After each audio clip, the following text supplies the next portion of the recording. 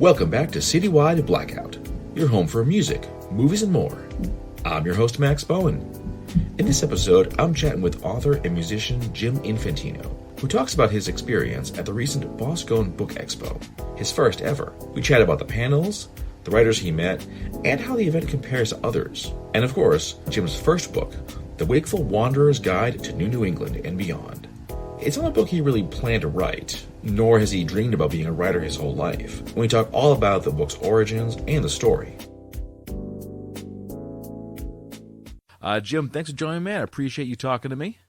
Thank you, Max. It's really great to be here. So let's start off with Boskone. I mentioned earlier that this was actually your first year, so you are a Boskone newbie. I am. I'm a happy Boskone newbie. I did not know what to expect. I'm not a convention goer kind of person.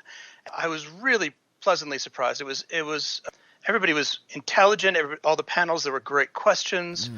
People are well read. I got into some amazing conversations in the hotel bar and in the rooms, and I just had a great time. It was kind of my first really positive convention experience. Oh, really? What do you think made this one better than some of the others?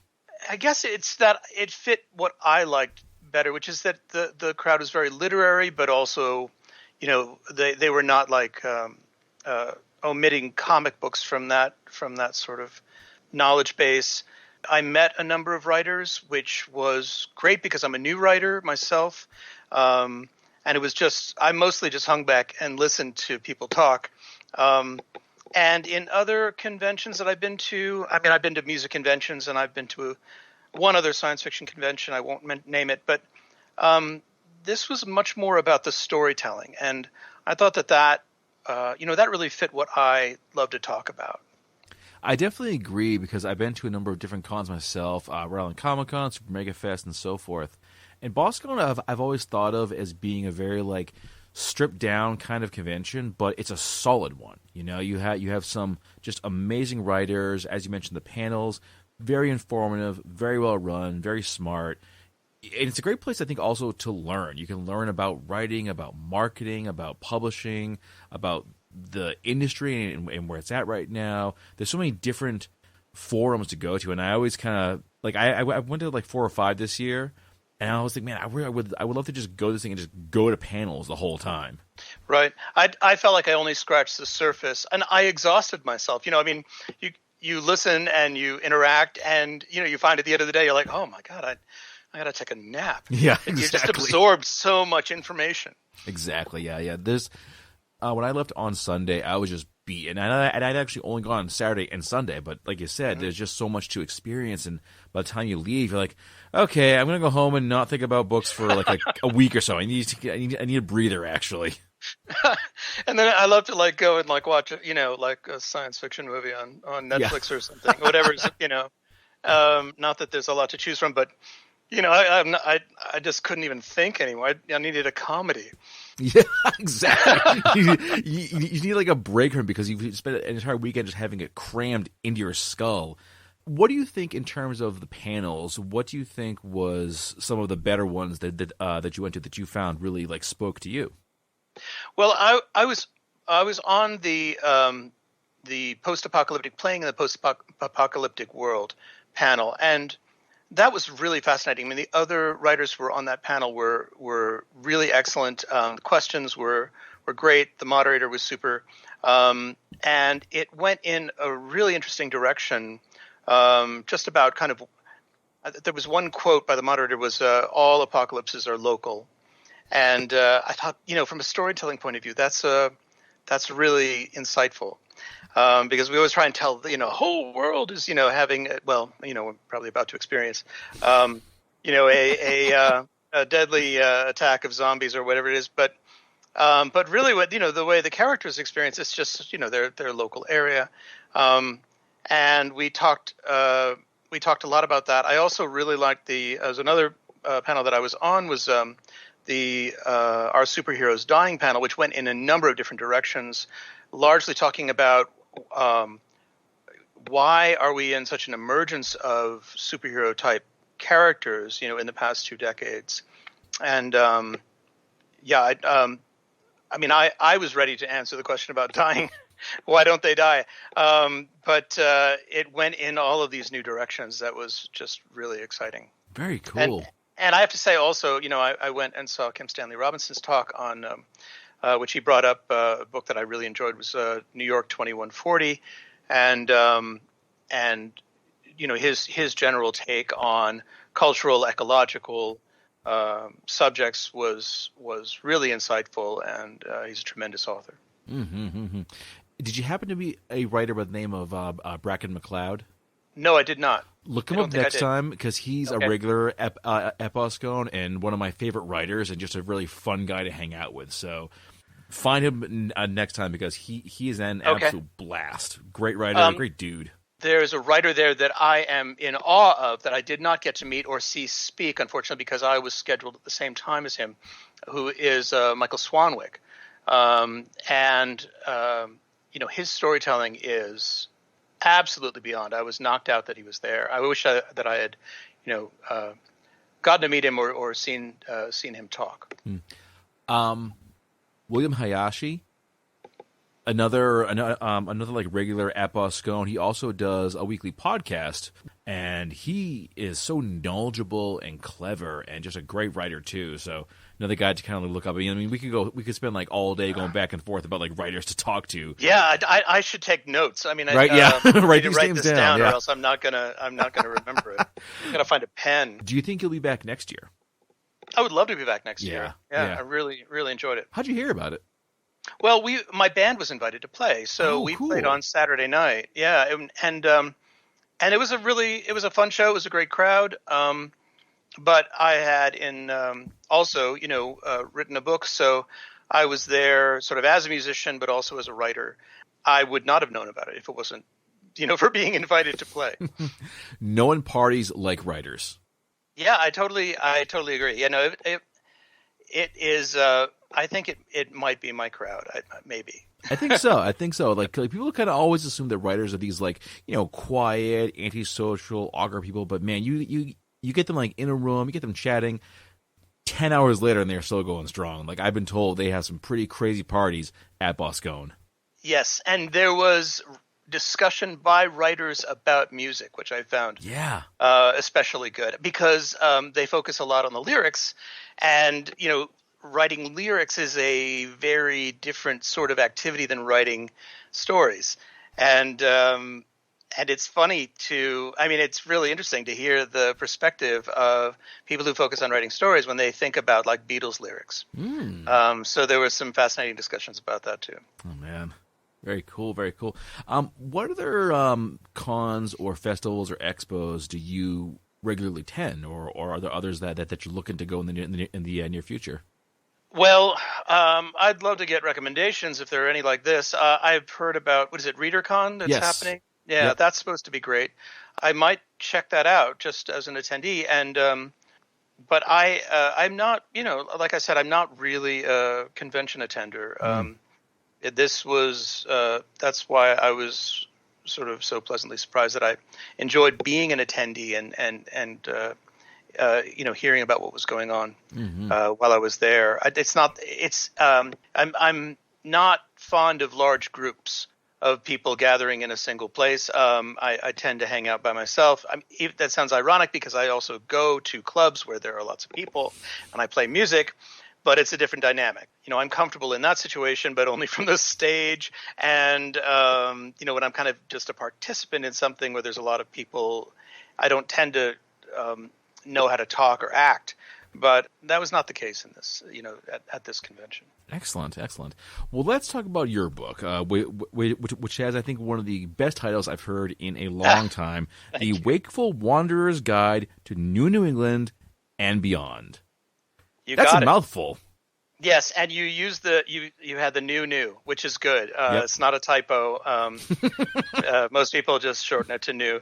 Thank you. Yeah, I've gone back and forth on whether it was a good idea to name it so long. I don't think given the complexity of the book, I don't think I could have shortened it to something like, The Awakening, or kind of these very short titles that you can put in 90-point type on the cover. Yeah. Well, I also think that given the type of story, I think it works really well. Like if this was a very serious, dark story, yeah, you would want to go with something kind of short and punchy. Right. But this is more of like a dark comedy. This is like sort of a kind of sort of like apocalyptic future, massive climate change, and how and like what's come of that, which of course is like the buzzword right now. Right. Right. What led to this book being written? I had a very specific, not intuition, but inspiration for the book. I had done a gig in New York with my band. I grew up in New York, so I wanted to stay for the weekend. My drummer and my bass player wanted to go home, so they took the van and they went home. Josh, my keyboard player, and I stayed in New York overnight and hung out with some friends. And then we caught what's called the megabus back to Boston, and it's a double-decker bus. So I'm on the top by the window, and I'm looking down into the cars, and I see every other person in the cars is texting and driving. And rather than just sort of be, judgmental, I got curious about it because it seemed like, well, this exchange of a little bit of information, really short, back and forth, is so important to people that they're willing to risk everything to do it. And then I thought, well, okay, so that's not going to go away. This is not a fad. This is something that will only get faster and more complex and more intimate, in terms of our relationship to technology. This will be at the center. So I started to think, well, what would that look like? And then all of a sudden, I had this world. And I had also been talking with my friend Tom Keene in New York, who runs the voice of Bloomberg on the economy. So I'd been thinking about economics a lot from my conversations with him. And, what would a real economic catastrophe look like? What could trigger it? How does it relate to climate change? But also, how does it relate to social trends? And then all of that got, jumbled up together. And I ended up with this character named Mardo, who, instead of using a device to send people texts, he was sexting people, just with an implant in his head. So that, the activity that people who were like him engaged in every day was sending texts back and forth, and sharing pictures and sharing video of from what they're seeing. And this whole culture, kind of a post or a new economic model, a new culture of people called the interconnected, came into my head. And in New England, which is named that because it's been reshaped by the coastline changing, this is who dominates that area, is these tribes of people who don't talk and they don't go anywhere, and they live actually quite comfortable lives. So it's a mixture of utopia and dystopia. There's also people who reject the implanted technology because it's post-human and cyborg.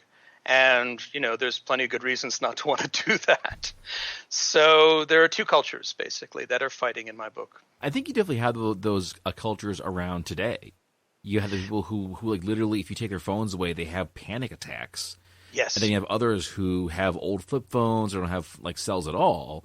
And Yes. They constantly kind of like disparage those who are so addicted to their technology. Does that, now, when you wrote the book, was it meant to kind of like echo what we're seeing now? Yes. So, I was lucky. And the themes that I picked up and the inspiration that I had are very reflective of exactly where we are right now. And I like science fiction that says as much about our current situation as it does about the future or alternate world, because we like to read about us, but we like to see it from a remove so that we can look back at where we are and say, oh, okay, well, I see something new about that. I see something different here. So it happened that way, but I'm not sure that I engineered it. I just got really lucky to have a really great inspiration. And then I got lucky enough to find the courage to literally sit down and write the whole thing, which I didn't think I could do because I'm used to writing 3-minute stories that rhyme. And very different, huh? It's, yes, like extreme short stories. Yeah. Any correlation between songwriting and novel writing, or are these totally two separate things? The way I've written songs, there's a narrative in each of the songs that I write, and there's a main character, and there's a world, and each song has that world. Each character's world is evident in the song, and the song is the exploration of the person's mindset, their philosophy on life, or their position in the world. And then there's a struggle somewhere, there's a conflict, and sometimes it's resolved and sometimes it's not. So all of that was present, but I found when I was writing the book, my chapters felt like songs, and the book itself felt like something bigger. So I would just focus on writing the next chapter. I didn't map anything out. I just started. I actually had written a chapter that occurs in the middle of the book while I was on that bus on my phone, but I didn't start with that. It took me a while to figure out where it was starting. Once I had that, then the rest of the book just seemed to kind of fall out of me, And I made a lot of the mistakes that first-time writers make. But luckily, I also put it on Wattpad and on Patreon, and I had a number of early readers who were like, "You just don't know how to use commas, you just don't." Well, that's not so bad. If that's the only issue they have with you is your punctuation. Yeah, and also apostrophes, and I still don't understand the semicolon completely. Everyone thinks they know how to use it, and no one actually does. It's the weird mutant of the punctuation world. People understand apostrophes and commas and hyphens and periods. Semicolons, no one knows. No. I know it's supposed to join something to something else. I learned as I went. I think by the end of the book, luckily, I had gotten a lot of good tutelage, and I could finally write something that wasn't a complete embarrassment. So I went back and rewrote everything, to make sure that it wasn't total suck. And then I self-published. I didn't. I looked at the situation in terms of the publishing world. I tried to get an agent for a while, but the ideas that I was putting forward were too, I think, just not compelling. There was no, it was not fitting any kind of, trendy narrative. So didn't go anywhere. Which has become, I think, a lot easier to self-publish. These days you don't necessarily have to get an agent. You can if you can, awesome. But if you don't want to, that doesn't mean the end of your book's journey. No, and I also wasn't excited by the idea of having a big push and then having 6 weeks of being in the store, and then it's all over and they own your manuscript. So, they can keep you from doing much with it. I would rather have the long tail, have people discover the book over a long period of time. Mm-hmm. It's not for everybody. It's gotten really good reviews, but I'm actually looking forward to the bad reviews, because I would like something up there that would say, like, this book is not for me. It does not have any car chases. People are not shooting each other. There's conflict, but it's, there's violent scenes, but they're really different kind of violence. So it's a little more psychological and creepy. So yeah, it's not for everybody. So, Put that on the book jacket, the bad reviews. Right. That's what I would do. This book is not for you if you like blah, blah, blah. Car chases. No car chases. I'm out. 1 star. Right. Exactly. Yeah. Oh, man. Now, was it nerve-wracking to put this thing out there, to finally be done with it, to publish it, and to say, okay, world, all yours? It was, yeah. It was surprising, because I had released 10 CDs, with a band, and a few more on my own, and I thought I would know what it felt like. But actually getting a book out into the world feels completely different, and I'm not sure why. But I was, though, incredibly anxious to have readers. I mean, that's what I found most amazing about this. I know I want people to listen to the music, but it's different when you've created an entire place in your head. It's a complete world that you can inhabit while you're reading the book. And that people will this will be the software for people to inhabit the world that was in my head. That idea of that synchronization of my mind with other people's minds was really exciting. When it came time to say, okay, now it's available, you can read it. That was a tremendous moment. And I know that you also got a sequel in the works. I do, yeah. So when I got to the end of this novel, there was a choice. The feedback I was getting from all the people on Wattpad and on the Patreon account was that it was too short for the character of Mardo, especially. And there were other characters that were being developed that people wanted to know more about, backstories, and also it's shipping. There was someone said they were shipping Mardo and Helen, and you had your first book ship. That's awesome. Yeah. Yeah. And they sort of get together in this book, but they, kind of come apart. The book drops Mardo in a very lonely place at the end. So there's more to say, and so I'm working on the Wakeful Wanderer's Guide to Disillusionment. I'm at chapter 17. I think there'll be 40 chapters. It's been much harder actually writing the sequel than writing the original. Do you have to go back and reread the first book to remember where you kind of left everything off? Absolutely, yeah. And actually the books overlaps in time. So the first chapter, the second book, takes place 3/4 of the way into the first book, but in a different place. There's sort of simultaneous things going on in the two books for the last chapters and first chapters of the first and second book. And yes, getting that right and making sure that the time and date, lines up. I had to take a lot of notes. There is nothing worse than going through an entire chapter and then at the end realizing, oh wait, that person's already dead. I can't do this anymore. Right. Yeah. Or it was snowing. Yeah. You can't. It's not a sunny day and 70 degrees. It was snowing. You need to know these things. And I opened a lot of threads in the first book. I'm picking up each of those threads and continuing them on. So it's a much more complicated beast. It definitely is. It definitely is. We talked earlier about self-publishing. Now you have to self-market yourself. You have to self-promote yourself. You obviously have a lot of experience with that, being a musician.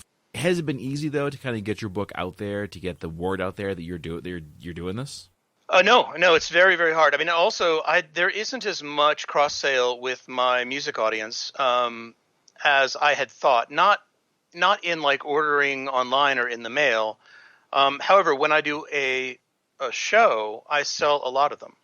So it's they have to see me and confirm that there's actually a book, and then they'll buy it. I'm not sure how it works. I'm going to be working on an audio book for the first one. Yeah, I'm going to start recording the audiobook in the next couple of weeks. Oh, cool. So hopefully that'll help. All right. Yep. Now, are you doing the voices? I am. I explored a lot of. I checked in with 2 different narrators, and they're both excellent. But the feedback I got from my music fans is they want to hear my voice. So again, like writing, I'm going to have to learn how to use my commas in front of the microphone. Luckily, I know how to use a mic, so there's that. I mean, I've been singing into one, so I should be able to read. But I promise not to do the audiobook that sounds like this when the author reads the book. I actually just borrowed one from my local library, and I listened to it for about 10 minutes, and the guy clearly did not give a shit. I was like, done. Right. Returned it. Because Yes. I feel like if a audiobook narrator is going to do a good job, they have to really love the book. If they didn't like it, it comes through. Yeah, I had a similar experience with a version of Crime and Punishment. The reader had decided that every sentence would have this kind of rhythm, and then the next sentence would have the next same rhythm, and it drove me bananas. I luckily found a different version. Yeah, good, because that's a long book. That's not. Oh yeah, it's a long listen too. Many late nights. Yeah, really. Yeah, yeah. And it is kind of interesting about how audio people do this stuff, because there's so many small ticks that you don't normally think of. Like, they have to talk a little bit slower than the average person. Yes. They have to properly enunciate all the words. But especially if it's a love narrative, they have to keep it interesting. They can't just and then the person did this. No, they got to keep it spicy, Right. I mean, I really enjoyed Kim Stanley Robinson's 2041. My criticism would be just the audiobook. I'd listen to it. And it same thing as Super Sad True Love Story. It was read by multiple narrators. And I think that that's fun for some people, and for other people, it's not cool. My preference is to hear one person all the way through. There's a famous actor who read all the Harry Potter books, and then he, does the voices. There's something about the continuity of the single reader I think that keeps you on track. You're not recalibrating every time there's a new voice. Mm-hmm. So for my book, I had thought about maybe having multiple people read it for different characters, but I think that it's too jarring. There's a rhythm to it, absolutely. I mean, you want it to captivate in the way that that it does when you're reading it. Mm-hmm. So I think that one of the best audiobook narrators working right now or ever is Ray Porter. He is doing the Joe Ledger book series by Jonathan Mayberry, who is also one of my favorite writers. I've read like a bunch of. I'm giving you so much stuff to read now, but I've of course like read like a ton of his books. But I'll listen to the audiobook version too because he does such a great job of it. He brings it to life. Yeah, it's a real talent. The person I wanted to read it for me was Walter Dixon, who's done a number of really great books, and he's excellent. He has a really deep voice. He's been in radio for a long time. I don't believe I'm going to kind of come up to his level in terms of reading my own book, but it'll be the author. I mean, I suppose that's the only other. There's that advantage. Nobody knows the book better than I do, so if I don't sound like Walter Dixon, I apologize. And I think it also comes back to passion. If you can't approach your own book with passion. Yeah, it happens. We'll not name names, but yeah, I mean, that does happen. Moving on. Yeah. Moving on. before we like burn some bridges here that we actually need later on. I'm curious if being a writer was kind of like a long-term goal of yours. Is this something that you would always want to do? Because it sounds like you kind of like fell into it. I did, and it wasn't. I never even considered it. I am dyslexic. I have a short attention span, although I hyper-focus on things, so I think that's how I could do it. I'd never imagined that I could write stories. Actually, I never had a story to write, frankly. And when I did have a story, it tended to fit into this small narrative of songs. And when I got this inspiration, I realized it's totally not a song. It's not even an album of songs. It's a book. And what made me write it was simply the idea that I could get hit by a bus and then the book would die in my head and no one will ever get to read it. No one else is going to write it. So I started writing when I had that thought. I started writing the next day. I would do the same thing, actually. If I had that same thought, like, oh God, I could die at any moment, and probably if that bus hits you, the person would be texting on their phone. That's right. That's how it would happen. Yeah, someone's texting, they squash you, they'll just keep on going too. It's a bus. They don't notice you. So, Jim, what is down the road for you? I mean, like, will you be doing like a tour? Do you think you'll be doing some like signings? I have a nice number of readers right now, but I don't have. I will be continuing to tour with the band, and the band is starting to play a little bit more. I have done short readings to music at my shows, just because that is also what I'm doing now. I'm writing and writing songs, so I think I'll continue with that method. I'm not in any bookstores, so I'm in one bookstore in Maine. But that's it. I think it's called the Tribune in Norway, Maine. There's no, I don't have, like I said, I don't have an agent. I don't have someone to set these things up, and I don't know the world of writers. I'm mostly just interested in having people who like this sort of thing tell friends about it, and then if they do, then that's great. And then that would be how my readership would grow, rather than setting up dates to go and sign, in bookstores. I just don't see that happening. All right. Well, Jim, thank you so much for talking to me, man. I really appreciate this. The folks at home, if you want to learn more about Mr. Infantino, it is jiminfantino.com.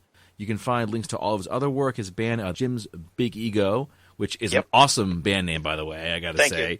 10 albums, guys. Check them out. You can get his book and eagerly await the new audiobook version and the sequel. Any dates in mind for when these might come out, or are you still kind of...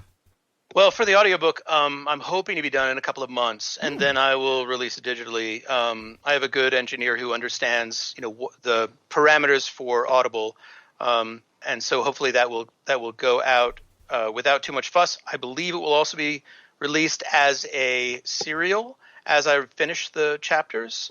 So the guy named Lee Purcell in Vermont is setting that up. And then I'll make announcements about that on my mailing list and on my websites and on wakefulwanderer.com and on my Twitter. Hopefully, if you follow me, you'll find out about all this stuff as it happens. In terms of book 2, I am not halfway through it yet, and this has taken me much longer than I thought. I would love to have it done by the end of the year, but I don't know if I'll have it edited by the end of the year.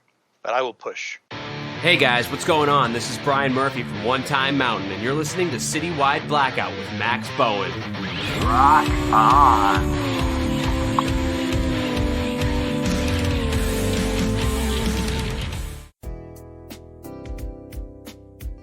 And that brings this episode to a close. Big thanks to Jim for joining me, and you, the listeners, for tuning in each and every time. You can catch me on Spotify, TuneIn, Apple Podcasts, Podbean, and every Saturday at 10 p.m. on Boston Free Radio. Follow the show on Facebook under Citywide Blackout, Twitter, Instagram, Citywide Max, and check out the site citywide.blogspot.com. To close things out, I'm giving you 2 songs from Jim's band, Jim's Big Ego, In My Cult, followed by The Ballad of Barry Allen. Keep those ears open.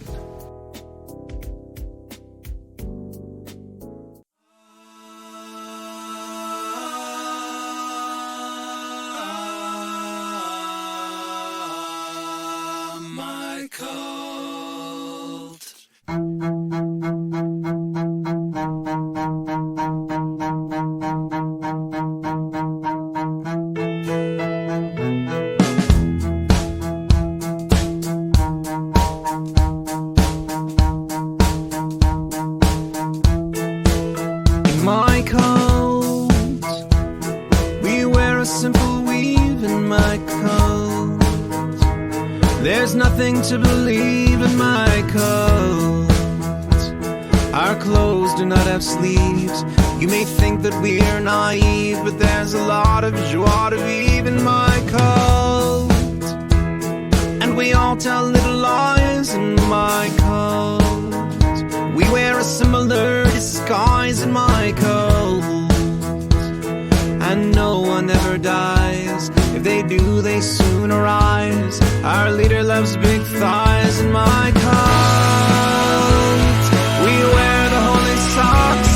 We don't believe in clocks. Bill Mummy often mocks my cult. Along with Ronnie Cox and other sci-fi actors turned musicians in my cult. We drink and eat our God in my cult. We protect the sacred sod in my cult. We're from the land of Nod. We don't wish for what you've got. We knew the truth, but we forgot in my cult. And the lambs just won't lie down in my cult. The truth is written on a crown in my cult. It's buried underground, and it will not be found until the comet comes around in my cult. We dance a furtive dance. We're giving fleas a chance that our statues do not glance in my cult. Look away until you reach the 18th hole of disillusionment at last.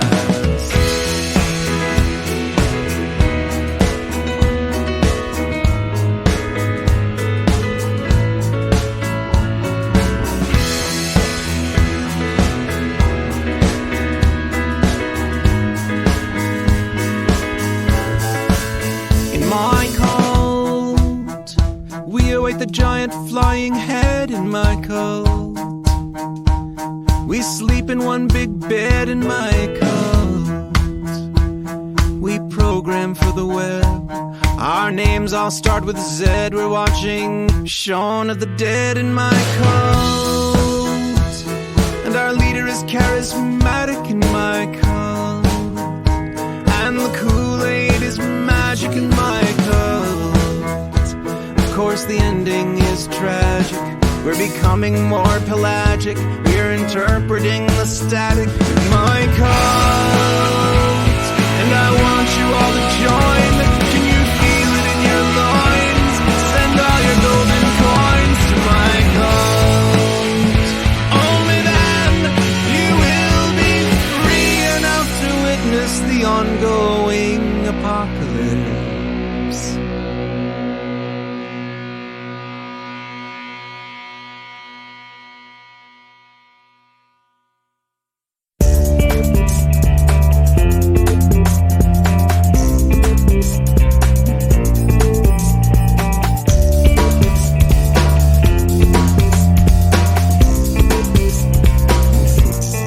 I've got time to think about the beauty of 1,000 variations of the beating of a wing, of a hummingbird suspended in the aspic of the world, moving slower than molasses as I'm off to catch the girl who's falling off the bridge, and I'm there before she knows it. I'll be gone before she sees me. Got my hand around her waist, I pull her back to safety. By the time she knows what's happened, there'll be someone else who needs me, 'cause time keeps dragging on and on and on and on. Time keeps dragging on.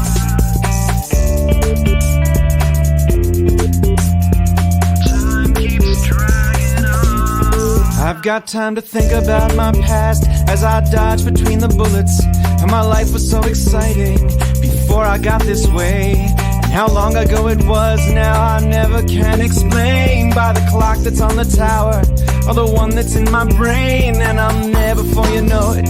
I'll be gone before you see me, and I'd like to get to know you, but you're talking much too slowly, and I know you want to thank me, but I never stick around, 'cause time keeps dragging on and on and on. And you say that time goes rushing by, you seem so slow to me, and you see a blurry round you fly, but it takes too long, it seems so slow to me.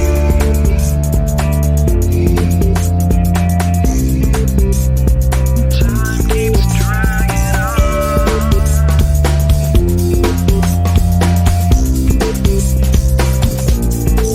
I wish I'd never gone into my lab to experiment that night, before lightning flashed around me and time changed speed. Now I gotta try to be so patient until calamity will strike, because when things change in an instant, it's almost fast enough for me, and I'll be there before you know it. I'll be gone before you see me. And do you think you can imagine anything so lonely? And I know you'd really like me, but I never stick around, 'cause time keeps dragging on and on.